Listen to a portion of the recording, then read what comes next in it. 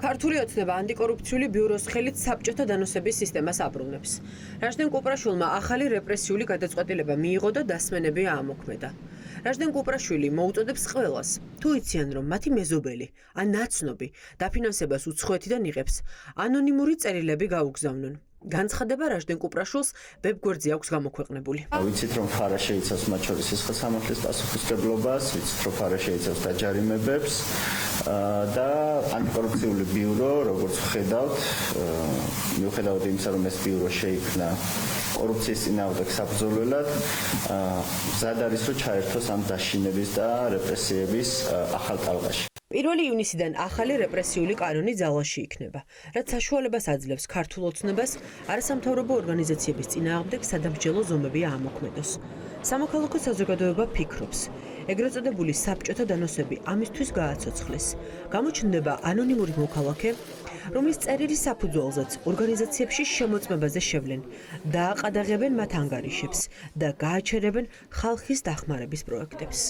მისი მიზანი არის არა რეალური გამჭვირვალობის უზრუნველყოფა, არამედ სამოქალაქო საზოგადოებისთვის სივრცის შევიწროება და შეკრებისა თუ გამოხატვის, ასევე სიტყვის თავისუფლების შეზღუდვა, რაც გამოიწვევს ადამიანების სტიგმატიზებას და მათ მიმართ მტრული ატმოსფეროს ჩამოყალიბებას.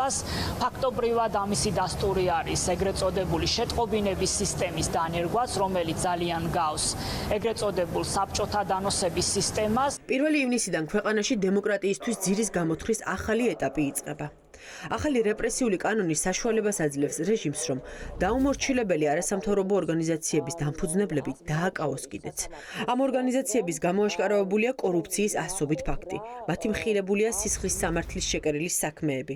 როგორც ჩანს, რეჟიმმა ყველას ერთად გაჩუმება ერთი კანონით გადაწყვიტა. რაჟდენ კუპრაშვილი და მის უკან ქართული ოცნება გადაწყვეტს, რომ ეს კანონი რუსული მმართველობის დამყარებისთვის და რუსული ლოგიკით სამოქალაქო საზოგადოების განადგურებისთვის გამოიყენოს, მაშინ ჩვენ მზად ვართ ამ გადაწყვეტილებას სამართლებრივი გზებით დაუპირისპირდეთ და ის უფლებადამცველები, რომლებიც წლებია ადამიანებს, სოციალურ ჯგუფებს, ცალკეულ თემებს ვიცავთ, ახლა დავდგებით იმ რეალობის წინაშე, როცა საკუთარი თავი და ჩვენი პარტნიორები და მეგობრები უნდა დავიცვათ. სამოქალაქო სექტორის დანახულ საფრთხეებს ასე მძაფრად ვერ ხედავს სახალხო დამცველი.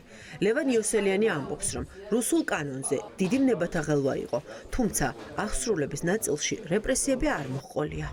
მაგალითად, გამჭვირვალობის შესაბამისთან დაკავშირებით განსხვავებული მოლოდინები იყო და განსხვავებულად წარიმართა, ხო, ნახეთ, რომ იმ კანონმა ის აღსრულების, ასე ვთქვათ, სიმძაფრე არ მიიღო, რაც მოლოდინები იყო.